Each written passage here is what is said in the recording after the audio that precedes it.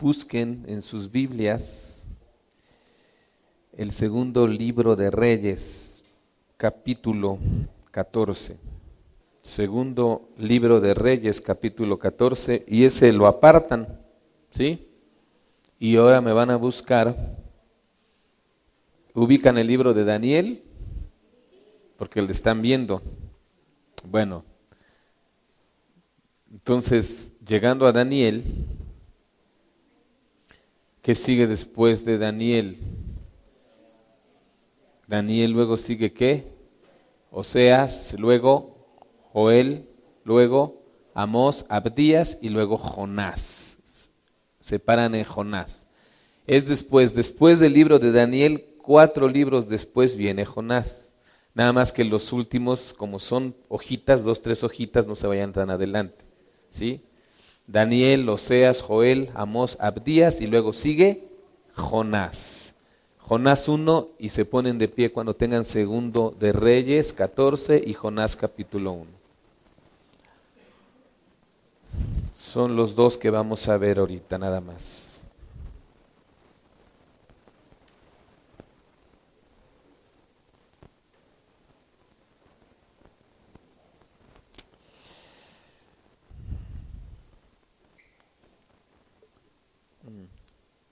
Vamos a orar. Padre, te damos gracias por este día que nos das la vida y seguimos agradeciendo que nos permitas estar aquí y rogamos tu dirección y rogamos tu bendición y rogamos que a través de este libro de Jonás tú nos ministres, nos enseñes, que cuando terminemos este libro pueda haber algo en nuestras vidas que haya cambiado, Señor. Te lo rogamos en Cristo Jesús. Amén. Muy bien, pueden tomar asiento. Hoy iniciamos el libro de Jonás. Y el libro de Jonás siempre ha sido muy interesante, pero ha sido un libro muy debatido, muy discutido. El libro de Jonás es un libro amado por los niños. ¿Qué niño no le gusta el libro de Jonás? Y también es amado por nosotros, los adultos. Pero también es un libro criticado por los adultos, por aquellos adultos escépticos, aquellos que no creen. Por ejemplo, un adulto dijo: es imposible que una ballena tragara a un hombre. A pesar de ser animales de enorme tamaño, no tienen garganta lo suficientemente grande como para tragar a un hombre entero. Por eso se alimentan de animales muy pequeños. Estos animales no viven en ningún lugar cerca de la Nínive, pueblo donde dice la Biblia que fue a predicar Jonás. Bueno, sabemos que la Biblia no dice que fue una ballena, ¿verdad? Y tampoco dice que la encontró en Nínive. Al contrario, ¿qué hizo? Se alejó de Nínive en un barco. Luego dice, ¿y un tiburón blanco? O sea, ¿lo hubiera tragado un tiburón blanco? Dice, no. Un tiburón blanco hubiera destrozado a Jonás con sus dientes. Lo hubiera descuartizado antes de tragarlo. Otra persona le contestó, al comparar estómago, ácidos en el estómago del ser humano, con el sistema digestivo de un gran pez, producen otra respuesta incoherente. O sea, critica al otro, dice, pues eso es incoherente la respuesta. Dice, pues las ballenas no mastican. Estos mamíferos poseen 3 estómagos. Uno de ellos es como un ensanchamiento del esófago, que es el tubo que existe entre la boca y el estómago. Otro más, que parece ser creyente, contestó, el cachalote, o sea, cachalotes son las ballenas más grandes que hay. Dice, el cachalote, dotado de una enorme cabeza que constituye casi un tercio de su cuerpo, puede tragarse perfectamente un hombre entero. Es interesante que existen indicios de que Jope fue en el pasado un puerto ballenero. Por otra parte, es posible que el pez que se tragó a Jonás haya sido un tiburón blanco. Un ejemplar que se pescó en 1939 contenía en su estómago 2 tiburones enteros de unos 2 metros de longitud, ambos del tamaño aproximado de un hombre. Y así se dice mucho y se piensa mucho sobre Jonás. Sin embargo, como ha dicho este mismo creyente, ¿por qué es tan difícil creer que Jehová, Dios, pudo haber preservado a Jonás milagrosamente en el vientre del pez? ¿No es un milagro mucho mayor la resurrección de Jesús? Es obvio, si alguien no cree en la resurrección de Jesús, ¿sí?, no va a creer tampoco lo de Jonás. O si no cree lo de Jonás, menos va a creer en la resurrección de Jesús. Y por supuesto que lo más interesante del libro de Jonás no es que se lo haya tragado un pez, porque por eso les gusta a los niños y nos gusta a los adultos, sino lo más interesante es el gran mensaje que tiene este libro, el cual inicia con la llegada de un llamado a Jonás. Así inicia, con la llegada de un llamado a Jonás, ¿sí?, con una comisión, con un encargo que Dios hace a un hombre. Y aunque a diario las ballenas no se tragan a los hombres, lo cierto es que a diario Dios está haciendo llamados a sus hijos. A diario Dios está dando encargos a los cristianos. Y este es quizás algo de lo que hoy vamos a ver en el libro de Jonás. Hoy vamos a ver la introducción, ¿sí? Vamos a ver solamente la introducción al libro de Jonás, ubicarnos en contexto la introducción, y veremos que Dios te está haciendo un llamado, una comisión y un encargo. Solamente eso. Introducción y que Dios te está haciendo un llamado, una comisión, un encargo. Vamos a ver primero el contexto histórico de Jonás. Ustedes saben que el pueblo de Dios se dividió, ¿sí? ¿Por qué se dividió el pueblo de Dios? ¿Por causa de quién? De Salomón. Salomón en su juventud fue fiel a Dios, pero él tuvo un problema, las mujeres. Y cuando él ya era viejo, tenía muchas mujeres. Pero estas mujeres le pedían a Salomón que construyera altares y cuestiones para adorar a sus dioses. Es evidente que Salomón no adoraba a los dioses que adoraban sus mujeres, que eran obviamente mujeres de Edom, mujeres de Egipto, mujeres moabitas, de todas las tribus con las cuales Dios dijo que no tuvieran con ella, se acercaran a ellas. Pero sí, ¿cuál fue el error de Salomón? Que les edificaba altares. Esto causó la ira de Dios y le dijo el Señor: por causa tuya voy a dividir el reino, pero no va a ser en tus días. Esa división le va a tocar en los días de tu hijo. Así es de que en los días del hijo de Salomón, que era Jeroboam, se dividió el reino. Había otro personaje llamado Roboam, que había sido un trabajador, por decirlo así, de Salomón. Pero como un profeta le había dicho que él iba a ser rey, tuvo que huir a Egipto. Cuando muere Salomón, regresa Roboam. Y van todos con Jeroboam a decir: ¿cómo nos vas a gobernar? Porque tu papá ponía muchas cargas sobre el pueblo. Y este joven consulta a los ancianos, y los ancianos dicen: no les impongas tanta carga.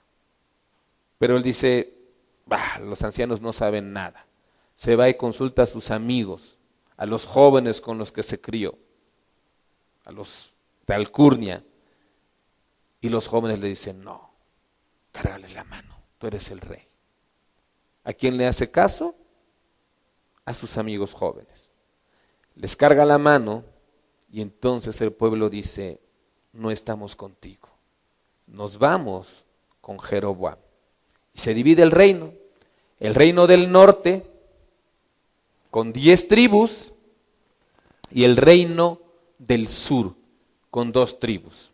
Judá, de donde viene el Mesías, y el más chiquitín que era Benjamín, la mitad, porque estaba dividido esa tribu. Entonces se divide así el reino, reino del norte y reino del sur. Ahora, ambos reinos tuvieron sus capitales. ¿Cuál era la capital del reino del norte? Samaria. ¿Cuál era la capital del reino del sur? Jerusalén. ¿Sí? Las dos tuvieron sus capitales. Ambas tuvieron sus reyes. Hubo los reyes, ¿sí?, del reino del norte, que todos fueron malos. Y hubo los reyes del reino del sur, que hubo malos y buenos, pero la mayoría malos. Ambos también tuvieron sus profetas. Dios levantó profetas para que profetizaran al reino del norte, a las 10 tribus. Pero también hubo profetas que Dios levantó para que profetizaran al reino del sur. Y hubo profetas que profetizaron a los 2 reinos, ¿sí? Tuvieron sus reyes, sus profetas. Ambos reinos fallaron a Dios. El reino del norte falló a Dios, y por esa cuestión de fallarle a Dios, fueron llevados cautivos por los extranjeros. ¿A dónde? A Asiria, con Salmanasar V. Pero también los del reino del sur fallaron y también fueron llevados cautivos. ¿A dónde? Si lo saben, está viendo Daniel. A Babilonia. ¿Con quién? Nabucodonosor. ¿Sí? Entonces, los dos fallaron. Sabemos y hemos estudiado más sobre el reino del sur, ¿no? Porque de ahí vino el Mesías, porque fue el que prevaleció, el otro se perdió. Fue el que se llevaron a Babilonia y después de 70 años regresaron a Jerusalén. Y por eso, ahorita que están viendo Daniel, casi siempre sabemos más del reino del sur, pero ignoramos un poquito a veces cuestiones del reino del norte. Pues precisamente Jonás fue uno de los profetas del reino del norte. Jonás fue un profeta del reino del norte. Ustedes saben que cuando estudian la clasificación de la Biblia se divide en profetas mayores y profetas menores. ¿Por qué a unos se les denomina profetas mayores y por qué a otros se les denomina profetas menores?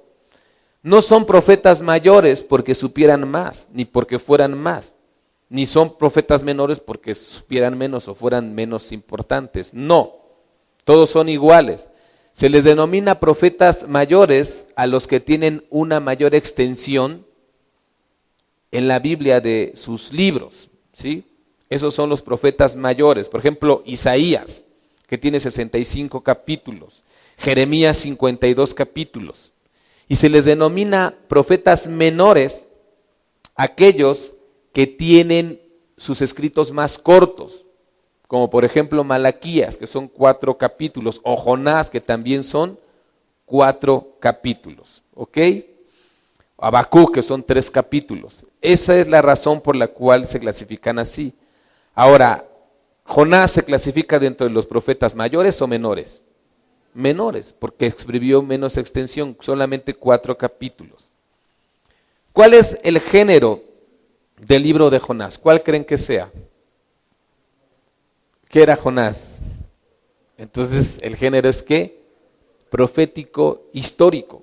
Es profético histórico. Profético porque tiene una profecía y está tratándose de un profeta. Acuérdense que no hay que confundir profecía con principio predictivo. La profecía podía ser también ¿para qué?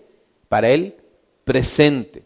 Jonás tenía una profecía para el presente, una palabra de Dios para el presente, para un pueblo específico llamado Nínive, ¿sí?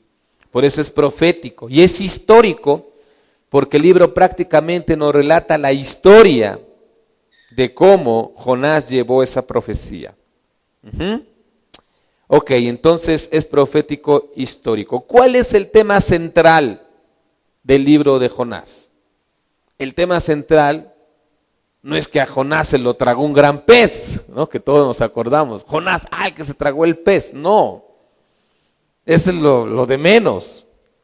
El tema central es el amor de Dios hacia los hombres. Ese es el tema central. Dios ama a todos los hombres.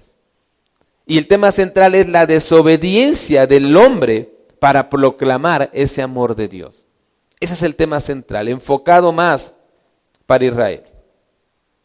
Ahora, Jonás vivió en un tiempo histórico determinado. Jonás vivió en los tiempos del rey Jeroboam II, ¿sí? Ahora sí busquen Segundo de Reyes 14:23. ¿Lo tienen? Ya lo deben tener, ¿eh? Y aparte Jonás, no pierdan Jonás. Dice así Segundo de Reyes 14:23 al 29. El año 15 de Amasías, hijo de Joás, rey de Judá, ¿sí? ¿Qué reino es ese? Del sur. El año 15 de Amasías, hijo de Joás, rey de Judá, es decir, cuando reinaba, ¿sí?, Amasías en el reino del sur, comenzó a reinar Jeroboam, hijo de Jehoás, ¿sobre qué? Israel en Samaria. Al reino del norte, ¿cómo se le llamaba? Israel. Y al reino del sur, ¿cómo se le llamaba? Judá. Entonces quiero que tengan bien en cuenta que en este momento, cuando prediquemos Jonás, si yo hablo de Israel, no me estoy refiriendo al Reino Unido de Israel, ni me estoy refiriendo al Israel que llegó después de Babilonia, no. Me estoy refiriendo al reino de ¿qué? Del norte. ¿Sí? Por eso estamos viendo el contexto histórico. Dice ahí, comenzó a reinar Jeroboam, hijo de Joás. ¿Por qué dice Jeroboam, hijo de Joás? En la Biblia, cuando dicen un nombre y a veces dicen hijo de tal, es porque había otro que se llamaba igual. Y la forma de distinguirlo es diciendo de quién era hijo. ¿Sí? Bueno. Entonces dice, comenzó a reinar Jeroboam, hijo de Joás, ¿sobre qué? Israel, en Samaria. Israel era el reino del norte y Samaria era su capital, como ya lo dijimos. ¿Y reinó cuánto tiempo? 41 años. Fue un reinado muy largo. 24. ¿Qué hizo Jeroboam? ¿E hizo qué? Lo malo ante los ojos de Jehová. Y no se apartó de todos los pecados de Jeroboam, hijo de ¿qué? De Nabat. Quiere decir que el primer Jeroboam era otro Jeroboam y lo distinguen diciendo que es hijo de ¿qué? De Nabat.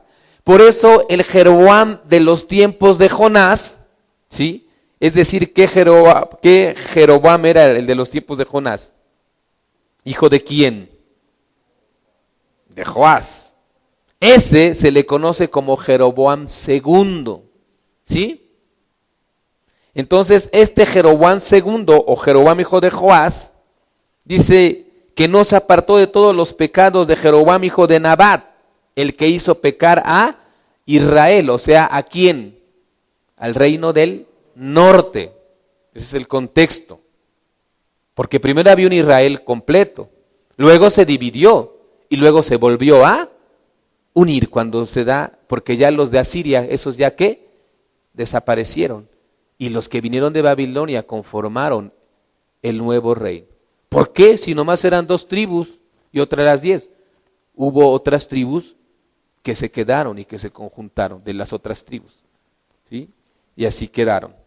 Dice, él restauró los límites de ¿qué? De Israel, desde la entrada de Amad hasta el mar de Arabá. Fíjense, dice, restauró los límites de Israel.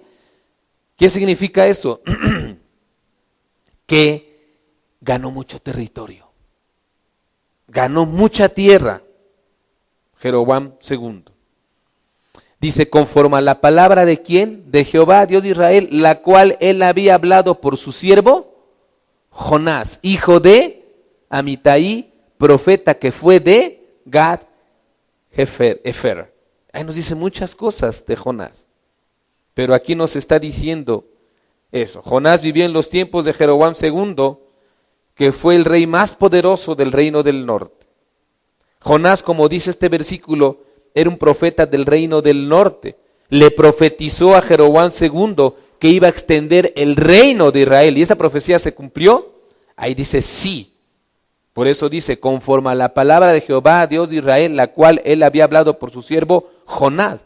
Es decir, Jonás llegó y profetizó que Jeroboam II iba a ser un gran rey, iba a ganar mucho territorio, y se cumplió. ¿Sí? El reino del norte lo tenía todo. Tenía un rey poderoso. Tenía un reino que duró 41 años. Tenía mucha tierra. Tenía un periodo de prosperidad. Y tenía un periodo de paz. Porque en ese momento Asiria y Siria eran pueblos débiles al lado del reino del norte. El éxodo se dio cuando los conquistaron los asirios. ¿Eso se dio qué? Mucho después. En los tiempos de Jonás, el fuerte era Israel, el reino del norte. Y los débiles eran los asirios, por decirlo así, y los sirios. No eran débiles en sí, pero no podían hacerle algo a Israel. ¿Sí? Estaba todo muy bien. ¿Quién no quiere vivir en un reino así? Paz, prosperidad, territorio, poder, sin enemigos que te acechen. Pero había un problema con el reino del norte. Estaba mal espiritualmente. Como lo dice aquí, hicieron lo malo ante los ojos de Dios. Estaban pasando un periodo espiritual terrible, malo, curioso, pero en este periodo histórico es donde surge Jonás, en este reino del norte. Vámonos a Jonás 1:1 y empecemos a leer. Vamos a ver el personaje central, ¿sí?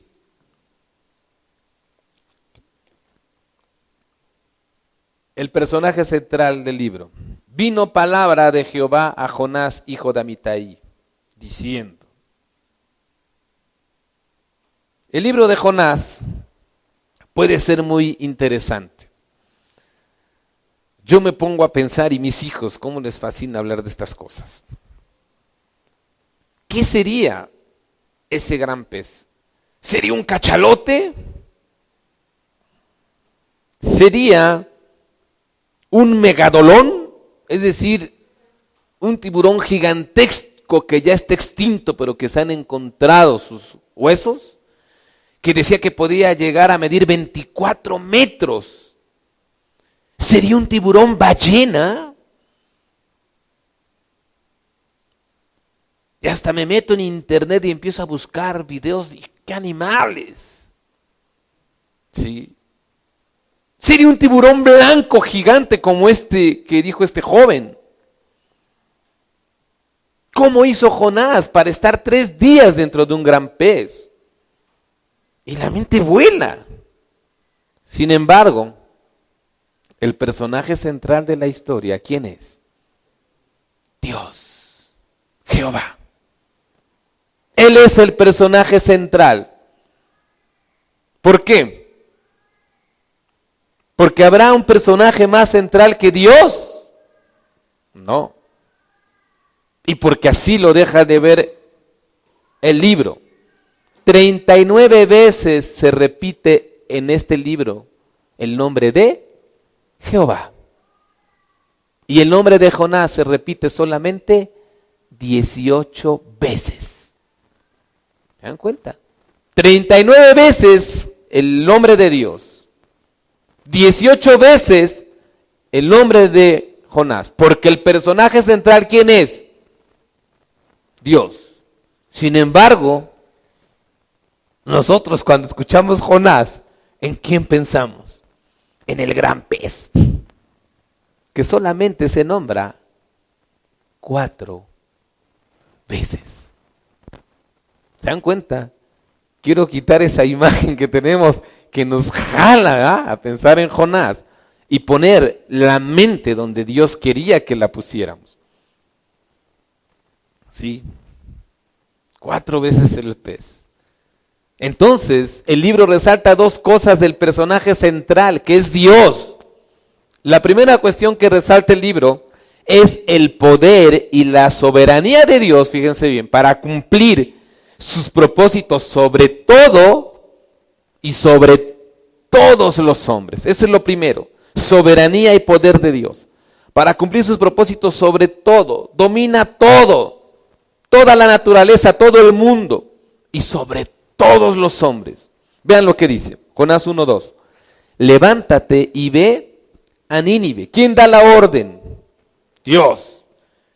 Aquella que dice, gran ciudad. ¿Quién permitió que la Nínive fuera una gran ciudad? Dios. 1:4. Pero Jehová hizo levantar un gran viento en el mar. ¿Quién fue el que hizo? Jehová, Dios. ¿Y qué hizo? ¿Un vientito? Un gran viento. ¿Sí? Ahora váyanse al 1:12. Y le respondió, tomadme y echadme en el mar, y el mar, ¿qué? Se os aquietará, porque yo sé, ¿qué dice? Que por mi causa ha venido esta, ¿qué? Gran tempestad. Otra vez, una gran, si se dan cuenta, una de las palabras claves del libro de Jonás, ¿cuál es? Gran ciudad, gran viento, gran tempestad, gran pez. ¿Y quién es lo grande? Dios. Dice, por mi causa. ¿Quién mandó la gran tempestad? Dios. ¿Por qué por la causa de Jonás? ¿De quién venía huyendo Jonás? De Dios. 1:16. Y temieron, ¿qué dice? Aquellos hombres ¿a quién? A Jehová. Otra vez la palabra, ¿con qué? Con gran temor. ¿Quién es el único ser que puede causar en los hombres un gran temor? Dios. 1:17. Y Jehová tenía preparado un ¿qué? Gran pez. ¿Quién lo preparó? Jehová. Su poder. Y luego 4:6. Y preparó Jehová Dios que una, ya no dice gran calabacera, pero dice que preparó una calabacera. Sigue siendo el control. Creció sobre Jonás.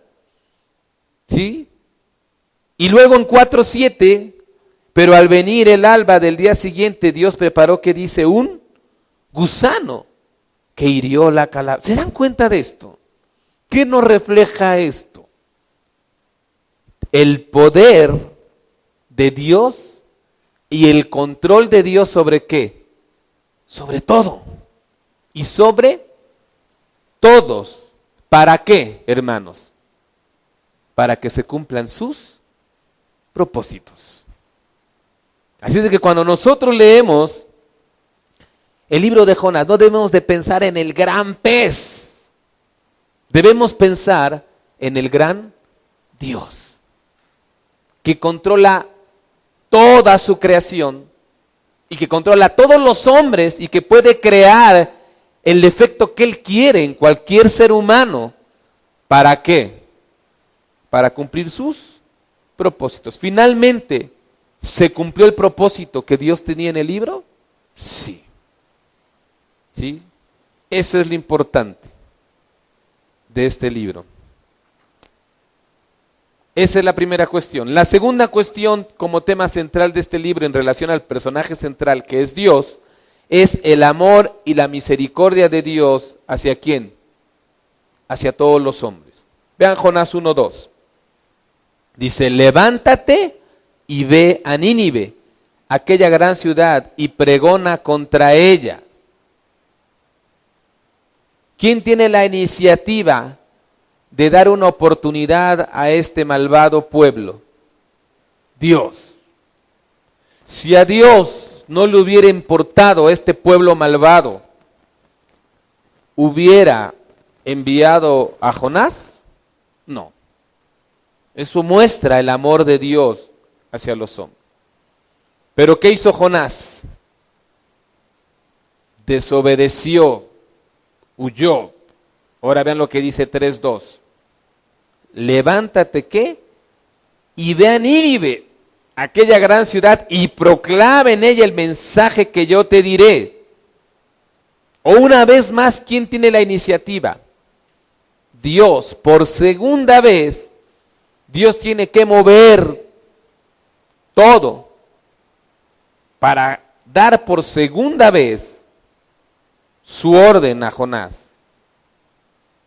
Aquí hablamos de una perseverancia ¿de quién? De Dios. No, pues ya no quiso Jonás, ya ni modo. No, muevo todo y te vuelvo a dar la orden. Y si Jonás hubiera dicho, pues no voy, ¿qué hubiera hecho Dios? Pues agarro a otro. Jonás no aguantó ni qué, ni la primera de Dios. ¿Quién puede aguantar la primera de Dios? Nadie. Nos pone a temblar y ya lo iremos viendo cuando estudiemos el libro. Perseverancia de Dios. Ahora Jonás 3:10. Y vio Dios lo que hicieron, que se convirtieron de su mal camino. ¿Y qué dice? Y se arrepintió. ¿Sí? Ya lo veremos en su momento. ¿Qué significa la frase? Del mal que había dicho que les haría. ¿Y qué dice? Y no lo hizo. Es decir, Dios los perdonó. Pero más que perdonar, aquí se ve una palabrita de Dios. ¿Qué hizo Dios? Tuvo misericordia. Acuérdense que la misericordia es no recibir el castigo que merecemos. Finalmente, ¿ya habían hecho lo malo o no? ¿Ya merecían el castigo? Sí, ya habían hecho lo malo. Pero Dios tuvo misericordia. ¿Por qué? Porque vio un arrepentimiento. ¿Sí? Entonces vemos el amor y misericordia de Dios hacia los hombres. Cuando vemos el libro de Jonás, debería llegar a nuestra mente un Dios soberano, poderoso y lleno de amor hacia los hombres. Pero es curioso porque cuando vemos el libro de Jonás, vemos que este Dios misericordioso y amoroso con todos los hombres hace un contraste con ¿quiénes? Con nuestro egoísmo. El amor de Dios y el egoísmo del hombre. Ese es nuestro personaje principal. Ahora vamos a ver el primer personaje secundario. Vino palabra de Jehová a Jonás, hijo de Amitai, diciendo. ¿Cuál será el primer personaje secundario? Jonás. ¿Cuántas veces se cita a Jehová? 39. ¿Cuántas veces se cita Jonás? 18. ¿Cuántas veces se cita Nínive? 9. ¿Cuántas veces se cita el pez? 4. Entonces, el primer personaje secundario, ¿quién es? Jonás. ¿Sí? Jonás representa a alguien. ¿A quién representa? Al reino del norte. ¿Sí? A las 10 tribus. Jonás es el primer personaje secundario. Su nombre significa paloma. ¿Qué tenía Jonás de paloma? Nada.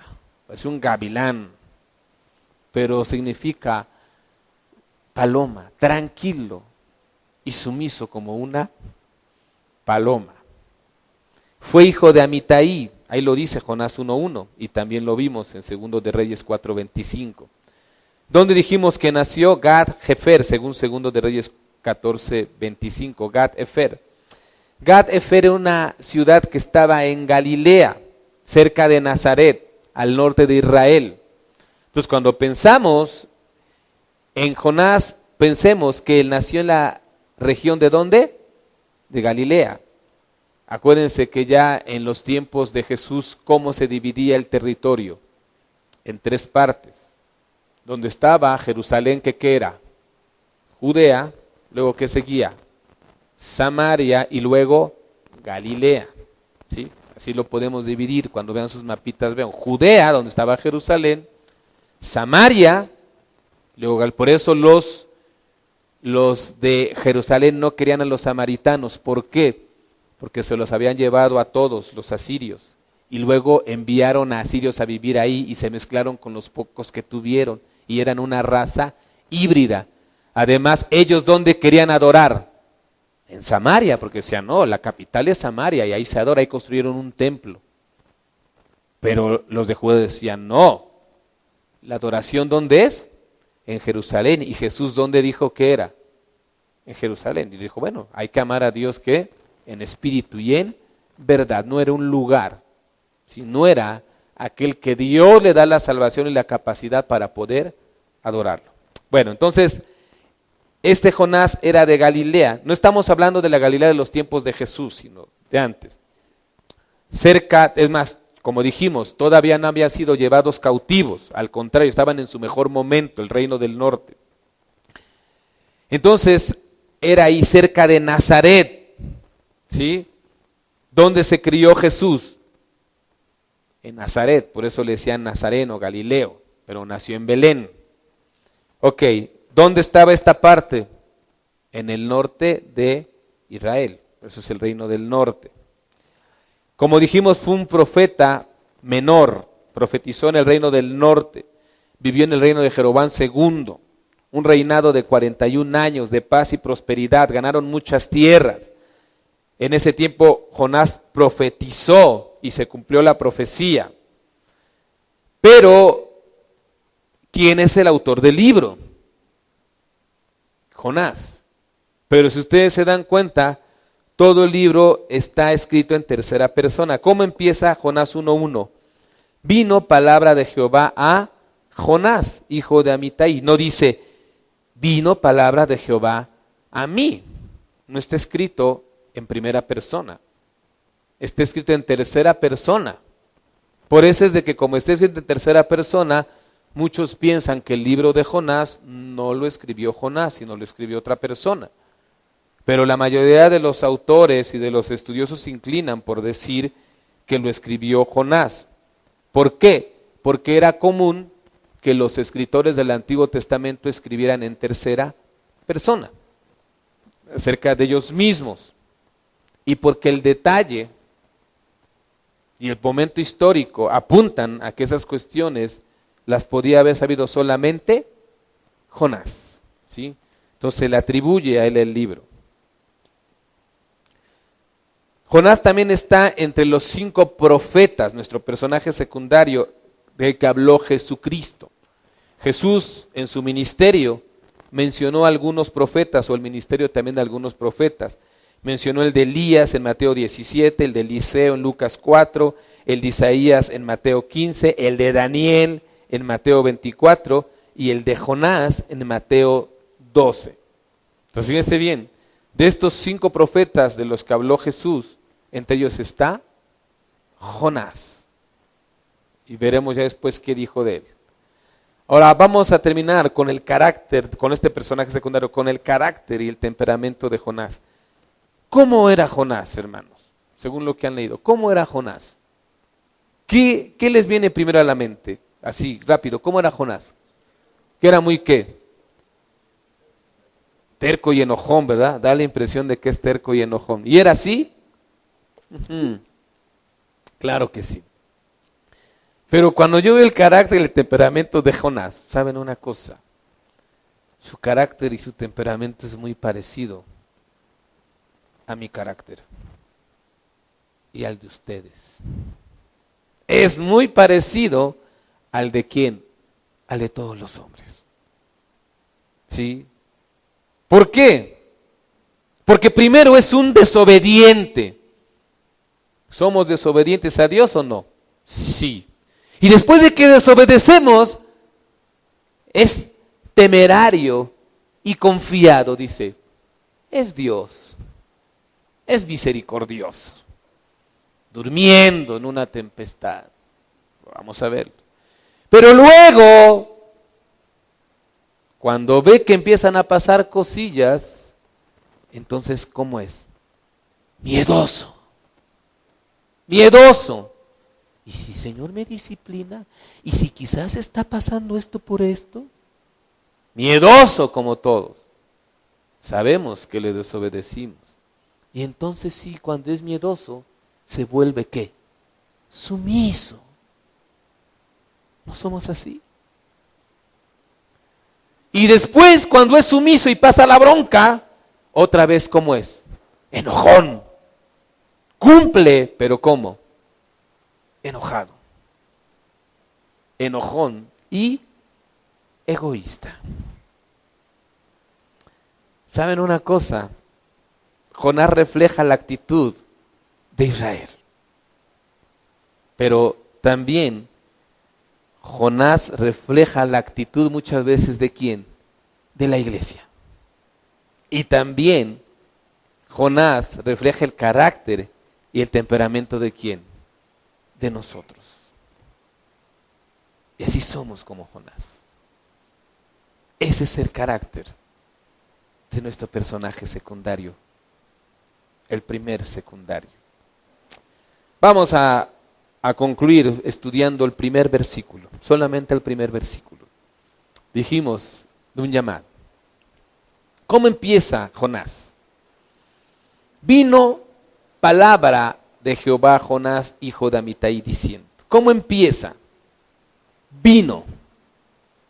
Jonás estaba haciendo su vida, como muchos de nosotros. En verdad, Jonás no era un profeta muy activo. Él estaba haciendo su vida, como tú ahorita estás haciendo tu vida, como yo estoy haciendo mi vida. Y aunque él era un profeta, no era un profeta muy activo para las 10 tribus del norte. ¿Cómo sabemos que Jonás no era un profeta muy activo? Primero, porque el segundo libro de Reyes solamente nos habla de cuántas profecías de Jonás. Una. Y en toda la Biblia solamente vas a encontrar que una profecía en un versículo. ¿Qué dice la profecía? Que Jeroboam iba a ganar mucho territorio. Y se cumplió. Y ya no vuelves a saber nada de las profecías. No era un profeta muy activo para el reino del norte. Segundo, porque con el tiempo los propios estudiosos de Israel ignoraban las profecías y acerca del profeta Jonás. ¿Sí? ¿Quiénes eran estos estudiosos en los tiempos de Jesús? Los fariseos. ¿Sí? Los fariseos argumentaron contra Jesús, no lo busquen, en Juan 7:52. Cuando veían que Jesús, ¿de dónde era? Que Jesús les decían, ¿cómo? Nazareno, y que era de Galilea y todo. Y querían atacar a Jesús, y hablando Jesús de todo esto, estos fariseos argumentaron contra Jesús en Juan 7:52. Dice así, respondieron y le dijeron, ¿eres tú también Galileo? Escudriña y ve, de Galilea nunca se ha levantado profeta. Eso decían los, búscale, escudriña, le dicen a Jesús. Porque de Galilea, ¿qué dicen? Nunca se ha levantado profeta. Ahora, ¿se ha levantado profeta de Galilea? Sí, ¿quién? Jonás, ¿de dónde era? De Galilea, cerca de Nazaret. Era tan desconocido como profeta que ni siquiera los propios fariseos se acordaban que Jonás era un profeta de Galilea. Entonces, Jonás no era un profeta muy activo. No era un profeta muy activo. Así es de que Jonás estaba como tú y como yo haciendo su vida. Estaba como tú y como yo ocupado en sus cosas. Estaba como tú y como yo preocupado en su escuela, en su negocio, en su trabajo, con los vecinos, con las tareas de la casa. Pensando en muchas cosas. Así estaba Jonás, porque no era un profeta muy activo. Cuando en ese momento, ¿qué dice la palabra? ¿Qué? Vino.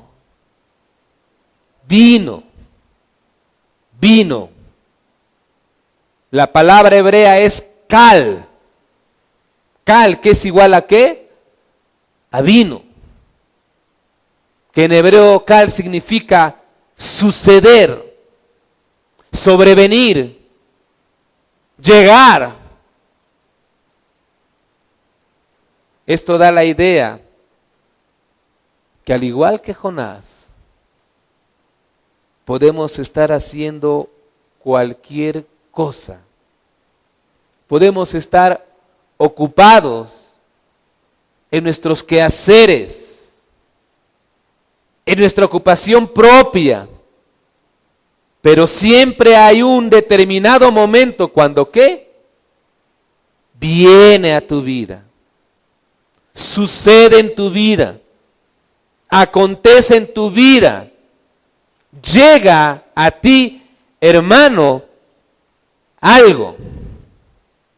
¿De parte de quién? De Dios. Y eso es lo que yo quiero que ahorita pongas tu mente. Que tú puedes estar haciendo tu vida y lo que tú quieras, pero que en cualquier momento a tu vida y dentro de tus quehaceres viene algo de parte de Dios. Eso le sucedió a Jonás.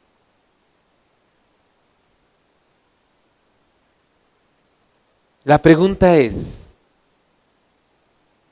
¿estás dispuesto a dejar de hacer lo que estabas haciendo para recibir aquello que vino, que te llega de parte de Dios? Esa es la pregunta. Eso es lo que le pasó a Jonás. Él estaba haciendo sus cosas. Y por eso la palabra cal aconteció, sucedió. De repente en su vida entró, le llegó de Dios. Esa es la pregunta. ¿Dejaremos un momento nuestras ocupaciones para recibir aquello que viene de Dios y hacer aquello que llega de Dios? Ahora les voy a decir una cosa. Eso que llegó a Jonás de parte de Dios no fue cualquier cosa. De hecho, yo te puedo decir algo. Todo encargo que viene de parte de Dios no es cualquier cosa. No es cualquier cosa. ¿Sí? Imagínense a Jonás. Le podían llegar muchas cosas de mucha gente, pero le llega, le sobreviene, le sorprende, le sucede algo que viene de Dios. Todo lo que llega de Dios, hermanos, no es cualquier cosa. ¿Qué le llegó a Jonás de parte de Dios? ¿Qué dice el texto? ¿Vino qué? Palabra de Jehová. Vino palabra de Jehová. ¿Qué le llegó a Jonás? Palabra de Jehová. Me llegó a mí, ¿qué? Palabra de Jehová. ¿Le llegó la Biblia? Pregunto. No. ¿Por qué? Porque el canon todavía no se había completado. Entonces no le llegó la palabra de Jehová que a ti te llega. ¿Esta te llega o la tienes? Ya la tienes, pero no la tenía. ¿Le llegó el Pentateuco? ¿Le llegó la ley de Moisés? No, porque la ley de Moisés que ya la tenían y se supone que deberían obedecerla, aunque no la obedecían porque andaban mal espiritualmente. Pero eso no le llegó, porque la ley de Moisés que ya la tenía. Sí. Entonces, ¿qué le llegó a Jonás? Dice que le llegó ¿qué? Palabra de Jehová. Dabar, que es palabra en hebreo. Dabar, que significa, fíjense bien, es algo más genérico, que le llegó asunto de Jehová, le llegó cosa de Jehová, le llegó negocio de Jehová.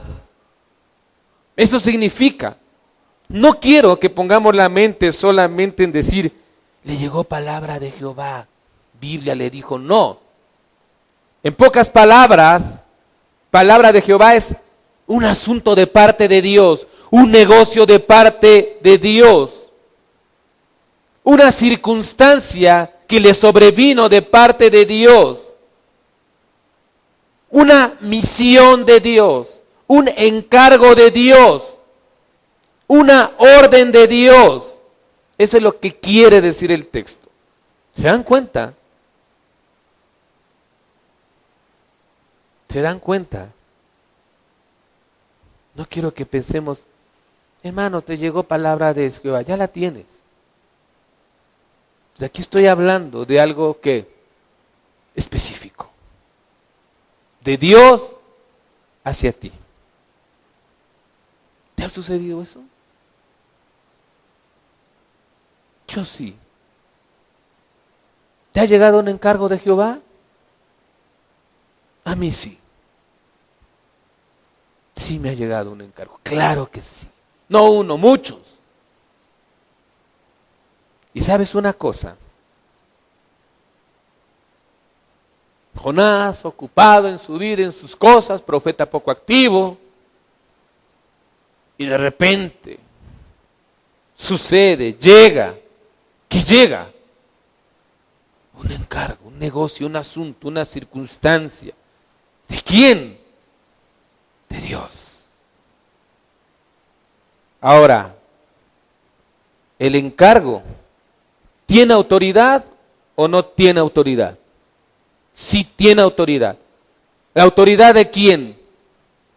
De Dios. Fíjate bien, hermano. El encargo tiene autoridad porque su origen es de Dios. ¿Y podemos cuestionar la autoridad de Dios? No. Ojo, porque a todos los cristianos nos llegan encargos. ¿El encargo tiene importancia o no tiene importancia? ¿Por qué tiene importancia? Porque el encargo no solamente viene de Dios, sino que el encargo es de Dios. ¿Y las cosas de Dios serán más importantes que tus cosas? ¿O están primero tus cosas y luego las de Dios? Bueno, pues el encargo tiene importancia porque es de Dios. ¿El encargo tiene voluntad o llegó por azar a tu vida? Pregunto, ¿tiene voluntad?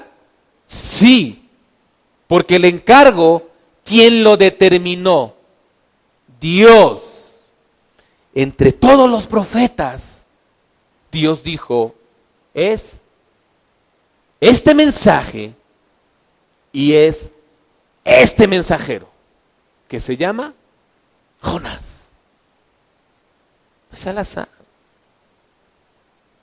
El encargo tiene propósito o Dios está jugando a ver qué sale. Tiene propósito. ¿Por qué tiene propósito? Porque el encargo buscaba un fin. ¿Para quién? ¿Para mí? Buscaba el fin de Dios. Y cuando se da el fin de Dios, Dios tiene propósito. ¿Tiene propósito con el encargo en sí? Sí. ¿Tenía un propósito para Nínive? Sí. Pero también ¿tiene propósito para el mensajero? Sí. ¿Tenía un propósito para Jonás? Sí. Tiene un doble propósito. Jonás, solamente era el conducto, el canal para todo esto que venía ¿de quién? De Dios. Para todo esto que es ¿de quién? De Dios. Para todo esto que determina ¿quién? Dios. Para todo esto que busca un fin. ¿El fin de quién? De Dios. Y Dios escogió ese canal. Dios, entre todos los hombres que había sobre la tierra, escogió ese conducto, ese profeta casi inactivo, llamado Jonás. Llamado Jonás. Dios lo escogió. Jonás no se escogió a sí mismo. Dios determinó que fuera Jonás. Jonás no se determinó a sí mismo. La iniciativa fue de Dios, no fue de Jonás. Dios vino a Jonás con un encargo. Jonás no fue a buscar a Dios diciéndole, ¿me das un encargo? ¿Tienes un encargo? No, Dios fue a Jonás. Esa es la cuestión, lo hermoso de esto. Hermanos, Dios es el que comisiona, no nosotros. Podemos estar ocupados en nuestros asuntos. Podemos estar ocupados haciendo muchas cosas. Pero ¿sabes algo? Dios tiene toda la autoridad sobre sus asuntos. Y cuando Dios tiene autoridad sobre sus asuntos, ¿sabes una cosa? Tus asuntos pasan a segundo término. Y a veces pueden hacerse a un lado en una forma muy brusca, como le sucedió a quién? A Jonás. O a veces en una forma no tan brusca. ¿Te das cuenta de esto? Sus asuntos tienen toda la importancia. Dios tiene toda la voluntad para elegir el encargo y la persona que hará ese encargo.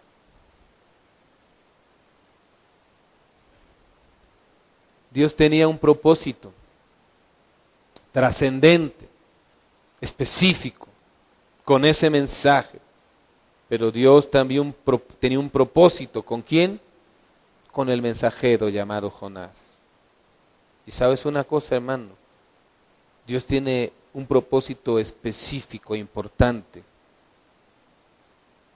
con cada asunto y con cada mensaje que te encarga a ti, que me encarga a mí. ¿Sí?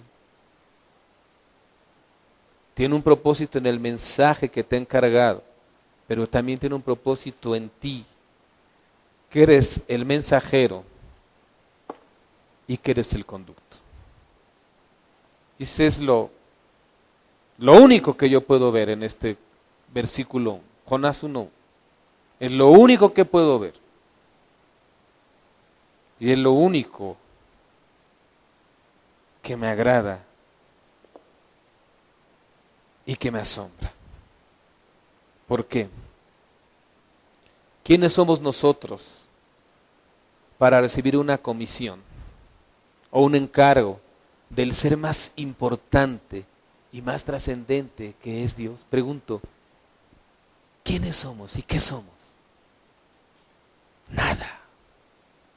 Así es que si Dios te encarga algo, deja de hacer lo que estás haciendo y date por privilegiado, porque no somos nada para recibir un encargo del ser más trascendente y más importante. Es un privilegio.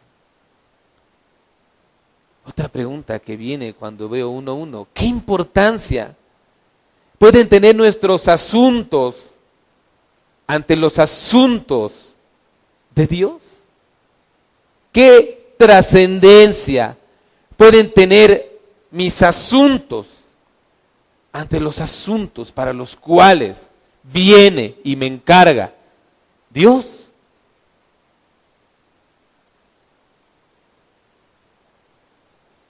Por eso hay mucha gente, hermanos, que ha dejado muchas cosas cuando Dios les ha encargado algo. Y quizás muchos no lo entienden o no lo entendemos. Pero ellos, ¿qué? Sí. Compararemos nuestra autoridad, compararemos la importancia de nuestros asuntos, compararemos nuestra voluntad o compararemos el propósito de nuestros asuntos con la autoridad, importancia, voluntad y propósito de los encargos de Dios. No, claro que no. Y eso es lo que yo veo en Jonás 1:1. Es lo que espero que tú veas. Y si no has visto un encargo de Dios en tu vida, abre tus ojos y ve qué encargo Dios ha puesto en tu vida. Y deja de hacer lo que estás haciendo y cúmplelo.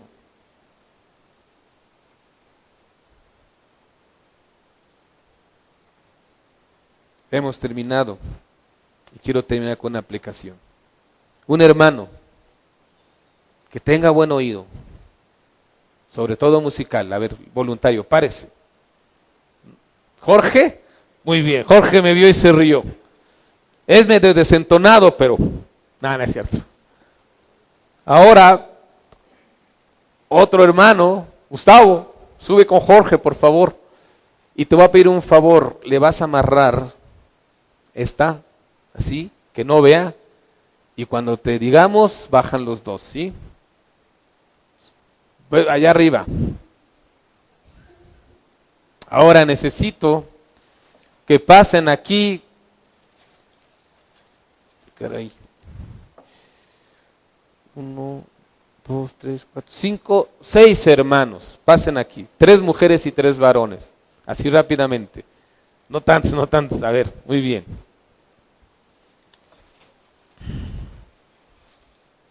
No lo suena. Ay, caray, ese saturó. Ese es 1. 2, 3 nada más de aquí. ¿Qué le daremos de aquí? A ver, 3. Ahora los otros 3 de este lado. De acá. Para ti. Y el otro, faltaba uno, eran 6. Una mujer, muy bien. Para ti te voy a dar las de San Pedro. Ahora fíjense bien, la dinámica es esta. Cuando él baje, ahorita se van a distribuir y al mismo tiempo todos van a sonar los instrumentos, ¿sí? Más o menos al mismo volumen. Él tiene con su oído que diferenciar y acercarse al que tiene las campanitas. A ver, hagan un cáliz, todos tóquenlas al mismo tiempo, todo. Pero, por ejemplo, el vidrio, háganlo más rápido para que se oiga así, ¿no? Igual el triángulo. El chiste es que se confundan los sonidos, ¿sí? A ver, a la de 3. 1, 2, 3. Así. Las llaves todas así. A ver, muy bien, así quiero. Ahora quiero que hagan, cuando venga el hermano lo vamos a poner aquí y van a hacer un círculo. Y cuando les diga las de 3 van ustedes a empezar a sonar todo. ¿Sí? Más o menos un círculo pero separaditos para que él se acerque al que tiene las campanitas. ¿Sí? ¿Queda claro? Muy bien. Entonces ya que alguien que suba por Gustavo y por Jorge. Entonces pónganse, escondan sus instrumentos, ¿sí? Que no se los vayan a... bueno, ya viene vendado, ¿verdad? Pero ya ves que luego son tramposos. No, no, se supone que por si no viene vendado. Pónganse, pero hagan un círculo, bueno, sí un círculo, hacen así, ándale, por ahí, un poquito más cerca. Sí. A ver, uno aquí, ándale, así métanse entre las sillas, pero no tan lejos, que se oigan más o menos todos los instrumentos. Listo.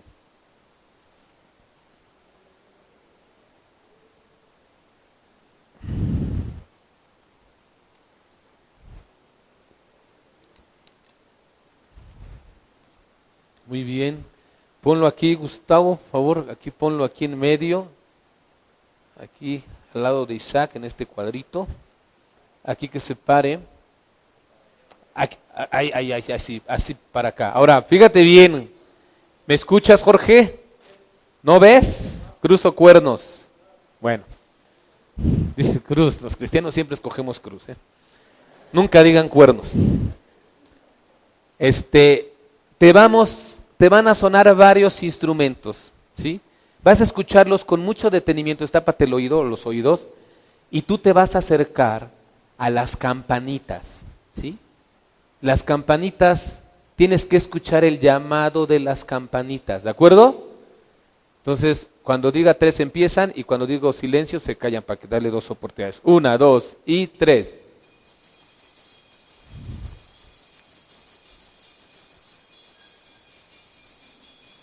Ya. No las captas. Bueno, te voy a dar otra oportunidad. Acércate donde sientas o escuches el llamado de las campanitas. Acérquense más, por favor, a ver si así escucha. 1, 2 y 3.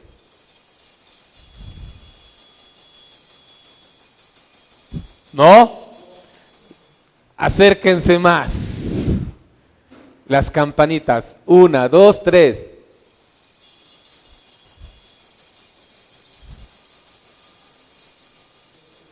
Campanitas. Otra vez. Acérquense más. 1, 2, 3.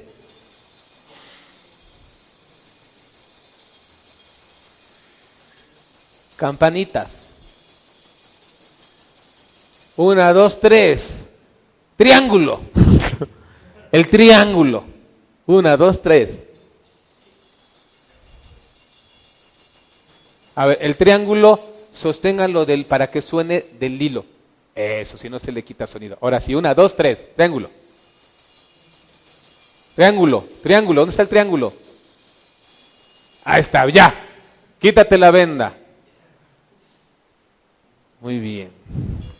Ya, denme mis instrumentos porque si no, esto lo tengo que hacer en Shaddai. Luego mi esposa, si le pierdo el triángulo, olvídense. Si me cuidas mi triángulo, no me regreses cuadrado. Muy bien. Ok. ¿Qué vieron en esto? A ver, si hubieran pasado, hubieran acertado. No es fácil, ¿verdad? Bueno, hay una campana que llama ¿desde dónde? Desde lejos, ¿sí? Hay otros sonidos. ¿Qué hacen esos sonidos? Impiden escuchar con claridad ¿qué? El llamado de la campana. ¿Ok? ¿Qué hay que hacer? Hay que ¿qué? Escuchar y concentrarnos. ¿Para qué? Para diferenciar el llamado de la campana de ¿qué? De otros llamados. Del de los cascabeles, del triángulo, del de las llaves. ¿Sí? Hay que concentrarnos. ¿Ok? Esta es la cuestión que nosotros tenemos que hacer cuando viene ¿qué? Un llamado de Dios, cuando viene un encargo de Dios. Tenemos que aprender a ¿qué? A escuchar y a diferenciar cuando viene el encargo de Dios, diferenciarlo de otros encargos. Es muy común que la gente dice, esto viene de Dios, y tú te preguntas, ¿será? ¿Sí? Hay que ser muy atentos. A este respecto, el hermano Wilson, T.E. Wilson, fíjense bien lo que dijo. En la esfera del servicio, le incumbe a cada uno averiguar del Señor de la mies qué es la obra para la cual el Señor le ha capacitado. Esto implica mucho tiempo con Dios en oración en el lugar secreto. El Señor soberano es quien llama, capacita y despacha al servidor suyo y le señala la tarea que debe realizar. ¿Sí?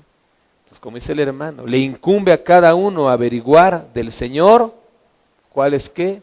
El encargo, la tarea. ¿Sí? Eso es lo que dice el hermano Wilson.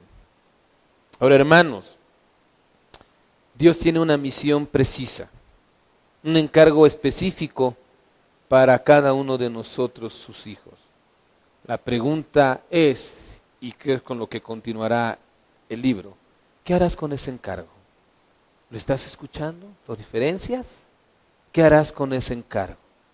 ¿Qué estás haciendo con esa misión? Vamos a orar. Padre, te damos gracias por este primer versículo que hemos visto. Ayúdanos, Señor, a poder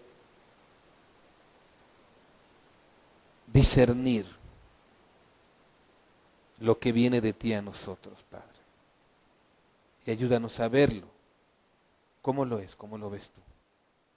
Te lo suplicamos en Cristo Jesús. Amén. Gracias.